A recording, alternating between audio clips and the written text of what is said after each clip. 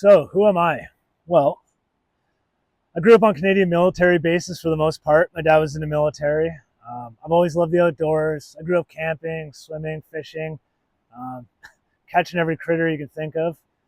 My dad was an outdoorsman. He tried to get me into hunting at an early age, but for whatever reason, I just wasn't terribly interested.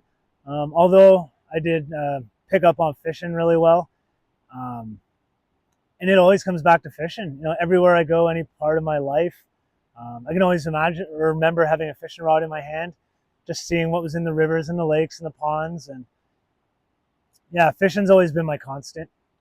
As a teenager, I got into skateboarding and snowboarding, and probably more trouble than I should have, but everything seems to have worked itself out. Um, Then when I moved to British Columbia, I was introduced to fly fishing. Started out with rainbow trout in the local lakes, and then moving up to salmon in the rivers. And ultimately, I caught my first steelhead, and it was the most exciting thing ever. And I was hooked ever since. Um, Now I've been steelheading obsessively for over 15 years, and the idea of a hunting has finally crept into my mind. Um, it's odd, as an avid fisherman, I don't actually like the taste of trout and salmon, so I would catch a lot of fish and spend so much time just releasing the fish and coming home with photos, which is fine, but I felt like it was a bit of a missed opportunity to fill the freezer with some food. Um, I would see grouse, deer, even elk. Um, and I really started to think that hunting was a much more resourceful, fruitful activity for me to get into.